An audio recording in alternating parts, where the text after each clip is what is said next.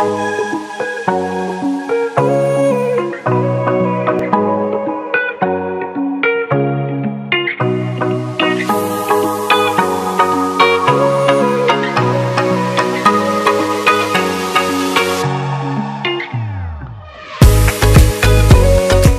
think there are a lot of lessons to glean, and there are a couple of them. One of them is the fact that when FIFA should learn, FIFA, UEFA should learn how not to horse trade in such a way that it comes back to bite them. Now, whether we like it or not, the building blocks, what has eventually emerged today as the European Soccer League, has been building over the years.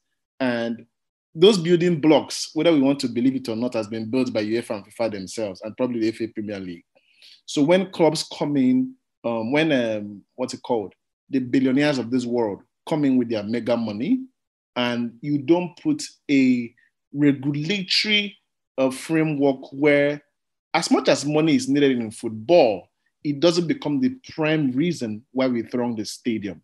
Yes, we need money so much in football, but let it not be that we're almost selling our souls to mammon because we want to make money in football. That has come back to bite us. It now shows, whether we believe it or not, that it is the man that has the money that dictates the direction of what world football would be. So if you notice that the revenues of these 12 clubs, from Barcelona to Real Madrid, Juve, AC Milan, Inter Milan, Liverpool, Manchester United, and the rest of them, their revenue, by virtue of the nature of broadcasting rights, merchandising, club base, which amounts to huge cash being allocated to them by the league, by virtue of them being the big boys in the league, has gone a long way to water down the influence of every other person in the league. And even now, they're actually holding UEFA and FIFA and the FA Premier League by the jugular. That's the implication. Why? Because they have much more money. So it's something we should look at. That's number one. Number two, I think it's also necessary that the likes of Florentino Perez, Agnelli, the recently elected Juan Laporta, and the rest of them now come to realize that as much as some of your ideas are very viable, commercially very attractive, it's necessary you always involve the regulators. It's radically very necessary. Negotiation will always be a tool in achieving your commercial expectations. It may not come in immediately. Yes, we agree it may be slow, but it's necessary. Thirdly, and most importantly, we must at all times, when carrying out activities, always remember the fans. They are the ones that bring the money to the table. They are the ones to watch. They're the reasons you put matches on TV. They are the core of what makes clubs and players rich. So if they are not carried along as it has been seen now, it's going to come bite us back. And that is what is happening right now, currently unfolding right before us. Thank you. All right. Ayodeji, you go first before I wrap up. All right, sir. Thank you very much. So for me, I have said a lot, and I would just like to add that this particular scenario I've learned a lot of lessons from it, and one of them is the abusive dominant position which the regulatory bodies have taken in the scheme of things. For instance, now here the clubs have said we don't want this particular arrangement. We want to have our own arrangement, and they want to go. And now the UEFA and FIFA, because of their own economic advantage, their own commercial interest, they've said no, you cannot go. You have to be sanctioned, this, that, and they are taking all measures to prevent them from leaving and creating their own scheme. I see this as a situation of having a regulator who has a commercial interest, who is a commercial benefactor of the whole event, and which is not supposed to be so, because there will always be conflict of interest. The regulatory bodies will not have the best interest of the clubs at heart. They want to make money. They are also the regulators. So they use their position as the regulators to protect their commercial interest in this instance, and which is not meant to be so, because sports is Now, Mr. Steve mentioned earlier that sport is a commercial, apart from being sport, is also a commercial venture. I agree with that. But the basis of creating this footballing event in the first place is to have unity, and the intention of the creators of this of football was not to. I think we are placing so much. The regulators are placing so much emphasis on the commercial aspect of the game than to have unity and to promote the interest. So there's a conflict of interest on the part of the regulators, as they are regulators and they are also commercial benefactors in the grand scheme of things. Another thing I've learned is that, or my own view on this, is that I've seen that competition should not be applied to sport in the way we apply it to our day-to-day business activities, because sport was created, the underlying rationale behind creating sport is for unity, and there should be a more subtle approach to competition. So we should see less of competition and we should emphasize more on unity. For instance, the anti-competition laws and all of that now, that the ESL clubs, the big teams, are relying upon to create their own league. It's causing a kind of discord, a disunity between the clubs. There are other lesser clubs that would not, because they don't have the financial capacity, they will not be qualified to play in the ESL, which relegates them to the background. Then where is the unity in the sport? So I believe the emphasis on competition or anti-competition laws in relation to sports should have a more subtle approach. Thank you, sir. All right. Thank you, gentlemen. So wrapping up, personally, what jumped at me when this whole brouhaha started was the weakness in the directors and ownership test or owners test in the FAPL rules. Now, what does that provision say? What it requires is that for anyone who wants to acquire substantial shares in a club, in a football club, and you want to do that in England, you'll be subjected to what is called the directors and owners test. This directors and owners test was used to be the fit and proper person test. So it has undergone a lot, but one notices that at the end of the day, what has always been paramount, like you guys rightly pointed out, is that the person has the financial capacity, because that seems to be the major requirement. The only notable exception to that in recent times was the botched Saudi acquisition of Newcastle United. And that didn't go through, obviously, for political reasons. I'm sure if any other person comes and throws money around, they will sell Newcastle United. So I think these are gaps that can be addressed. Boris Johnson mentioned something very, very instructive, applying the 50+1 rule. When you apply the 50+1 rule, so what you are invariably doing is you are handing ownership back to the fans where it belonged in the first place. So, but I mean, this was also a period that saw large influx of investment from the likes of Chelsea, from the likes of Everton, from the likes of even Newcastle at a point, from the likes of the Glazers when they took over Manchester United, then, of course, notably, Manchester City, the Sheikh Mansours of this world. So it was about getting more investment for the league. No one was actually considering the ramifications. So I'm hoping that with all this drama we've witnessed over the past couple of days, that people would sit down with their thinking cap and tweak the competition laws, tweak all the regulations that appears to have some form of loophole that allows persons who have acquired substantial interest in clubs to toe the line these clubs are told. So, but like I said, the bottom line at the end of the day is always to make money. So, gentlemen, this is where we drop the anchor. But before we do that, I'm sure we'll have one or two questions and comments So we can wrap up. Question. No questions from my end. Okay. No question from my end, sir. All right. Juliet. Dema.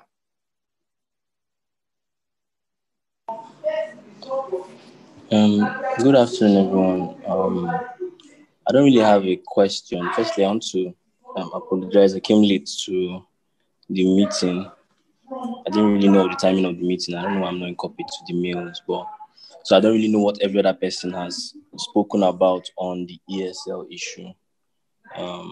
But I just wanted to more or less give a comment on consider the motivations behind the formation of the league. I heard Mr. Steve talking about the fact that it was financially motivated, which is actually correct. A whole lot of things came out yesterday and day before yesterday concerning clubs who had actually confirmed their position as founding members of the league. If we look at the Premier League, most of the clubs that the big six, touted big six, their financial records were in the public domain, and then you see that a whole lot of these clubs had huge financial burdens in their books.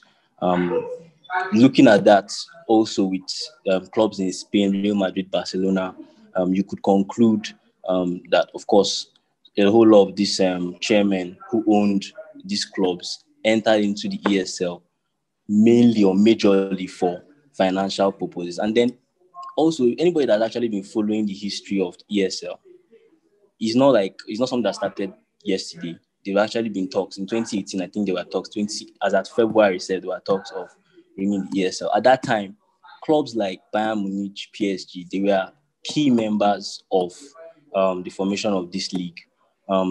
However, if you look at the regulatory framework of these clubs that are in different jurisdictions, that's where you see the difference between, or rather, the deciding factor in why they were not part of the ESL framework. For example, again, I heard Mr. C talking about the 50+1 rule. In Germany, that's what makes up, that's one of their provisions in the regulatory framework. The 50+1 rule is more or less how they go about their own ownership structure, which gives domestic or state owners 51% ownership shares in the running of a club. So for a foreign entity can't really have that much control to be able to make deciding votes on things like this with the ESL. Same thing with France, PSG, for instance. There's also a heavy regulatory connotation because their own regulatory framework looks at sports as a public service. So it's not really a private endeavor per se.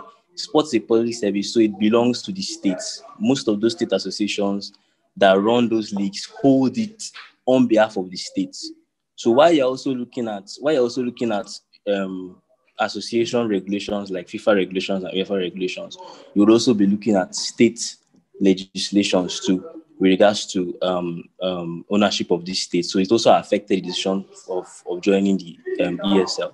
So I just thought I would also put that in perspective. I don't want to really talk much. That's my All right, Felix, let me stick with you. Now, there's been a clamor for private investment in the Nigerian Professional Premier League. Now, would you subscribe to such restrictive or seemingly restrictive regulatory framework for our league? How do you mean, sir? How do you mean in terms of... Yes. Now, we have a structure that currently sees most state governments owning football clubs in their states and running it the way they like. It's not being where we have investors who come in, let's say, over a 20-year window and make substantial investments into the league. Now, would you be concerned that we are going to have this kind of issue? Should we have that? That sort of investment, massive investment into the league, into the football league? So would you be concerned that we might have this kind of issue in future and more or less advocate that we should put the 50+1 rule In my opinion, thank you very much. In my opinion, the situation is more like what we have presently is different from what is actually operating in Germany and France. Because it's in Nigeria, what we have in most of the clubs is that there's like almost a total ownership by states of some of these clubs. There is really no private interest in some of these clubs, except those ones that are wholly owned and trying to run it as clubs through those privately owned clubs. So I would actually advocate, in my opinion, with everything that's going on with the ESL, I'd actually advocate for a 50+1 rule, a modified 50+1 rule. I can't really speak to the specifics of that, but the way it's going to be, states would still be able to have a certain level of control, not really states per se, but domestic entities. So just like if you're looking at a club as a company now, you're not going to give a foreign entity that is not Nigerian majority shareholding in that club to be able to make such decisions like this without consulting with the natives, more or less, like Nigerians in this particular instance. So a 50+1 rule will be a better alternative than a complete overhaul of proprietary interest with foreign parties, whether or not money is involved. In as much as our league presently is in need of financial abuse. Now, that's my take. Doesn't it concern you that because we have peculiar fan followership or peculiar followership in this part of the world, where many fans don't even buy tickets, to go and watch? That is understandable, probably because the commercial aspirations of the league are yet to be actualized. So doesn't it bother you that the fans might not, even if we strictly apply the modified 50+1 rule you're advocating, doesn't it bother you that the fans might not really be able to hold their own end of the bargain as far as financing the club is concerned? Well, anything I will say right now will just be speculative, because I can only speak like answer looking in. But the way I'm looking at it, I won't really say it's a concern. The way I'm actually looking at it, the way it's in my mind, I won't say it's a concern, because while, in fact, our problem in Nigeria starts from the foundation, there's really no commercial viability of our leagues in any way. It's different if you look at it in context with other jurisdictions. They looked at their games and they found out that, okay, they could bring out some revenue from this. And in fact, they were even like, if we take the Premier League, for example, now, the Premier League, most of them are actually shouting about this ESL now, they came about as a result of an improved commercial rights deal. That's how they pulled out the Premier League. So they brought out those clubs and said, okay, let's form a superior league, and then we're going to pay you guys a higher amount of broadcast rights. And that was how the whole commercialization operation came to be. And then before you need, foreign entities started infiltrating their league structure.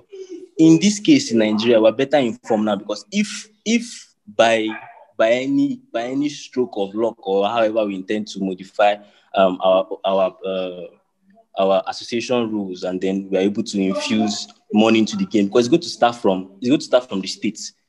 Willing states looking for how they can commercialize their leagues by pumping money into the system and then inviting foreign investment. When they do that, but with everything that's going on now, we will now pick from that and then use that to modify existing rules, holding a certain level of ownership interest in those clubs to guard against future events like this. So that's why I feel it's not really going to be an issue. We could draw from current realities. All right.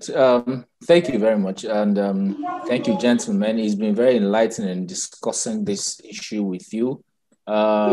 Depending on how events pan out, I might probably extend this discussion next week. So let me have your last words, ID.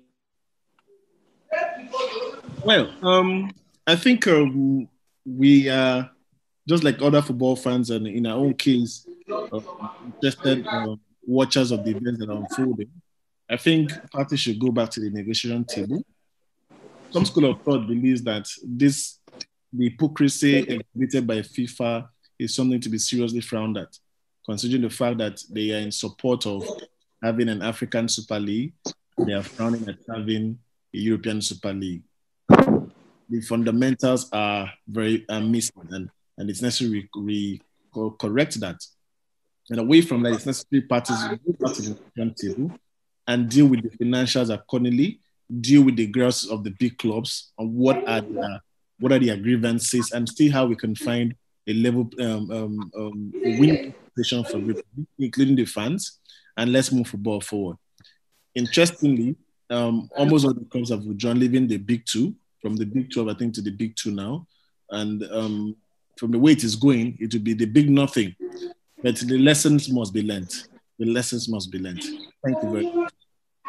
Thank you, Ayodeji. Thank you very much, Mr. Nwabueze, for the expository session. For me, I don't want to sound conservative, but this move, I personally, I wouldn't want it to go through, because while it is innovative and I'm a very you are not a stakeholder, so I know I'm just saying my point, but this is going to lay a very bad precedent for maybe other teams in other leagues to just wake up one day and say they want to, maybe they are not okay with the way things are going and they just want to usurp powers. And while I have a very revolutionary mind, I think this would lay a very bad precedent in the history of football if it goes through. Thank you. All right, we'll continue this argument in camera. Felix. Thank you very much, sir, for the opportunity. Personally, I would just, because I heard my colleague ID make a statement on if UEFA being hypocritical in its challenge of the ESL, and my stance has always been that I don't support the ESL. I understand. I don't really care for the motivations of UEFA and FIFA, because everybody is all looking for money, understandably. But I don't support the ESL for the major reason that they are taking away the primary nature of the game, and that's the competition. You cannot go and try to me, they're trying to Americanize the league. You're doing a closed circuit game. You're saying that this, whether or not people play well or badly, they're not going to face any consequences. They're just making it a money game. So by taking away the primary nature of the game, you're destroying the game of football in the long run. So that in that way, UEFA has to actually fight for the posterity of the game. I feel it's not hypocritical of them to do so. So that's my position as regards that. I think I'll just stop here. That's me. Okay, let me bust your bubble a little bit. Out of the 12 clubs, you have about 6 of them who are American owners. So you can understand where this is coming from. This is more or less trying to mirror the NFL in the US. Yes. So, which is like an existing franchise on its own, a money-making machine. And interestingly, the NFL makes more money than the 5 big leagues in Europe combined. I kid you not. So that is what they are trying to replicate here. But in doing that, he has been done in a very roughshod manner. He has undermined the powers of the fans. He has undermined the footballing democracy we've all been used to. I mean, for FIFPro to even release a statement saying that they were not even consulted when this initiative was being hatched. Exactly. It speaks volumes about the intentions of the owners. But again, like I said, FIFA, UEFA, everybody has been very hypocritical about this. Players coming to social media, jumping into the bandwagon, posting tweets saying, oh, that this is all for the fans. No, everybody is fighting for their pocket. The player who is on 200,000 pounds a week is coming out trying to take his club to the cleaners for trying to engage in an initiative that would make them earn more money. I mean, you wonder whether such a player tomorrow will take wage cuts. I do remember when COVID-19 started, a lot of the players refused to take wage deferrals, not to talk of wage cuts. So just a few of the teams that twisted the players and insisted on it, like Barcelona. Barcelona had to do wage deferral. And today they're enmeshed in a very heavy debt. So for you as a player to come out and say, oh, you are doing this for the fans. No, you are doing it for your own pocket. Because tomorrow you ask about contract negotiation, how many of them will be ready to take lower wages than what they are earning today? So these are the issues. You say, oh, these foreigners should leave my country, that you want to hand ownership back to the fans. You hand ownership back to the fans. The clubs like Millwall, clubs like Wycombe Wanderers that struggled over the years for financial reasons were essentially owned by fans. And because they couldn't finance those clubs, they went down under. So it's all about creating a balance. I mean, beyond all the lacrimal effusions of the fans, the players, the coaches, and everybody, let's all remember one thing, that football must stay united, regardless of what has happened.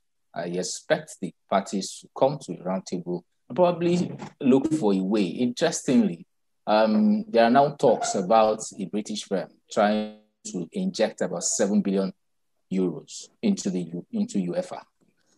So this is really becoming something else. I mean, they just rivaled the JP Morgan Chase proposal of 6 billion with 7 billion. So I believe football will be all the better for it. And gentlemen, I thank you for your time. I thank our listeners. And next week promises to be another thrilling edition of Sports Law Unscripted. For now, we can only ask you and enjoin you to enjoy the rest of your day. Thank you. Until we meet next week.